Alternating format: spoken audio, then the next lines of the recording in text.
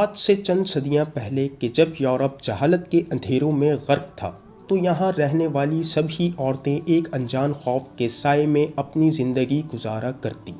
اور یہ خوف تھا کہ نہ جانے کب کوئی پادری ان کی جائیداد ہتھیانے، ان کی خوبصورتی سے حسد کا شکار ہونے یا پھر کسی اور وجہ سے ان پر چڑیل ہونے کا الزام لگا کر پرتشدد طریقے سے انہیں قتل کر دے اور ان کی جائیداد چرچ اور وچ ہنٹرز میں تقسیم کر دی جائے۔ قرون وسطیٰ یعنی مڈائیول ایج میں یورپ اور امریکہ میں لاکھوں معصوم لڑکیوں اور عورتوں پر چڑیل ہونے یا پھر جادوگری کا الزام لگا کر ان پر سرِ عام اس قدر تشدد کیا جاتا کہ وہ اپنی جانوں سے ہاتھ دھو بیٹھتی۔ پھر ان عورتوں کی اس قدر دردناک موت پر افسوس تو درکنار، الٹا ان معصوم لڑکیوں کی موت کو شیطان کی شکست قرار دیتے ہوئے خوشیاں منائی جاتی۔ ان کی دولت و جائیداد کا ایک حصہ چرچ میں جمع کیا جاتا تو دوسرا حصہ وچ ہنٹرز یعنی اس چڑیل کھوجی کو دیا جاتا جس نے اس عورت کے چڑیل ہونے کی نشاندہی کی ہوتی، اور باقی حصہ رشتہ داروں میں تقسیم کر دیا جاتا۔ ایک وقت میں وچ ہنٹنگ اس قدر کامیاب پیشہ بن چکا تھا کہ ڈاکٹرز اپنی ڈاکٹری اور وکیل اپنی وکالت چھوڑ کر ایسی امیر ترین عورتوں کی کھوج میں لگے رہتے جن پر جادوگری یا چڑیل ہونے کا الزام لگا کر انہیں سرعام زندہ جلایا جا سکے اور ایک بھاری انعامی رقم حاصل کی جا سکے۔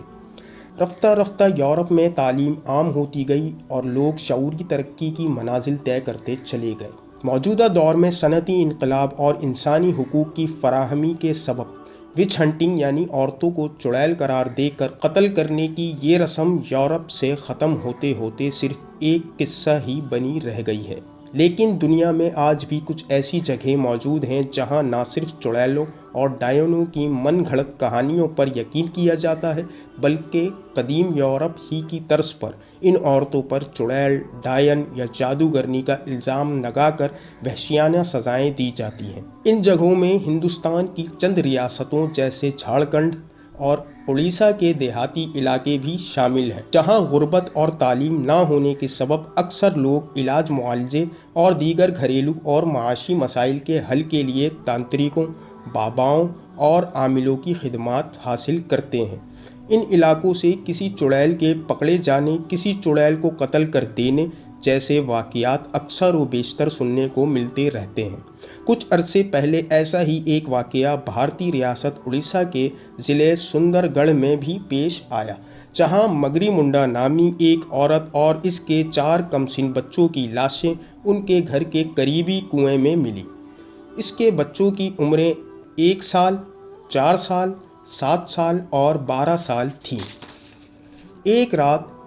جب ان بچوں کا باپ اور اس خاندان کا سربراہ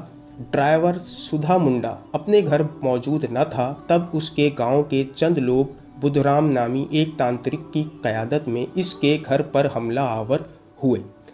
اور اس گھر میں رہنے والی مگری نامی عورت کو ایک چڑیل اور اس گاؤں میں آنے والی آفتوں کا ذمہ دار قرار دیتے ہوئے اسے اس کے بچوں سمیت سخت اذیتیں دی گئیں۔